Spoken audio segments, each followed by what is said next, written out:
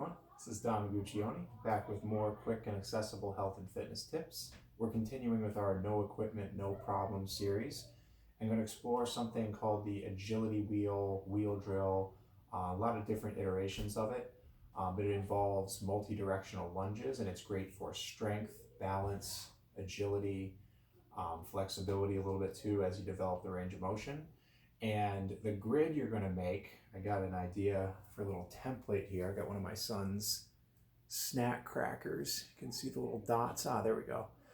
Basically, you're going to set yourself up a circle with a dot grid. You can see a few of them here. I just made it with some sidewalk chalk. It's not going to be perfect. It doesn't have to be. If you're really good with geometry and you've got some sort of a construction grade compass, you could probably get it to be perfect. What you're going to do is center dot and then step forward 45 degrees here, 90, back, straight back, diagonal, side, one more diagonal, top. So that's 8 total dots. So the basic move that you're going to be doing is a lunge. So lunge is either forwards or backwards, stepping and back. So let's talk about safety. If you watch the squat video, the concept is very similar. For knees, always wants to track over your toe, back and front. So no wobbling out this way, that for the back. Same with the front. Not good, not good. Make sure you're stable right over your toe. Side view, same concept. Over your toe, straight line. Not this. So make sure that you have a way to take inventory of that, whether you tape yourself, look in a mirror, make sure you're safe with your knees. Same thing, same concept of bracing your midsection from the squat video. Make sure your core is stable. Back position, you always want to maintain that neutral curve, shoulders back. So if you come forward a tiny bit, that's okay. Just want to make sure your abs are tight and your back's in a safe position. So coming forward a tiny bit, okay. Rounding your back, not okay. All right, so safety at all times with this drill. So we're going to start with the basic 4. So instead of all the dots, we're going to use, we're just going to go front, side, back, side, up. And then we're going to incorporate something called a cross. And then we're going to use all 8 dots and talk about advanced variations that you can build up to as you become more proficient in the movement. So first, lunge forward, side lunge. Step, shift your weight, back. Back lunge. So same principle, same safety measures as stepping forward, but you're posting and stepping backwards, reaching backwards with your other leg. So if that's here for now, that's great. Side lunge, shift and back. Same principles with knee safety on a side lunge. And the top. Okay, so that's the basic pattern. Now we're going to incorporate something called a cross. So for the front, same, you step forward. Now instead of a side step, we're going to cross our opposite leg and step over. So to learn this, you got to make sure that you know how to pivot your foot and that you're wearing footwear or socks that lets you make a pivot like a basketball player.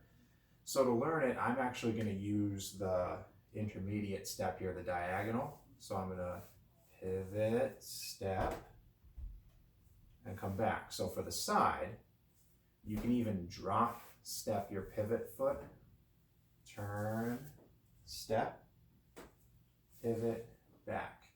So you really want to get comfortable with the concept of pivoting before you start cross. If you just say cross, no problem, I'm just going to take this leg, ooh, you could set yourself up for some bad stuff with your post leg, your knee, your ankle. So make sure you're comfortable with pivoting. Start off slow, okay? Continuing on, back is the same concept, and then you're going to pivot your opposite and cross. and back. So really, as you start this off, you can see pivot both and go. When you do it in more live, quick motion as you get more advanced, go. So then forward is the same. Basic forward across. Now we're going to go all 8 dots with no cross. So front, diagonal, side, diagonal, back, other leg, side, quarter, and up. So that's using the whole grid. Now we're going to do whole grid with a cross. Cross, cross. Can't really cross that far back, so it's just going to be diagonal, back, diagonal. Get ready. Cross, cross, diagonal, and back. All right, so those are the basic patterns that you can do. So ways to make this more challenging. You can increase your range of motion, so take a bigger stride. So instead of what we've been doing here, once you're feeling confident in your core stability, your hip mobility, you can take a bigger lunge and come back. Same thing, you can take bigger back lunge, come back, bigger side lunge, come back. So as you're getting into these, really make sure that you're paying attention to this knee position, your back position, your core stability. Come back. Another way to make it a little bit more challenging is to pick up the pace. So don't do both at the same time. If you're trying to challenge yourself and expand the difficulty of the drill, don't do bigger range of motion and pick up the pace at the same time. Pick one or the other. So picking up the pace, we'll do the 8 with no cross first. So 2,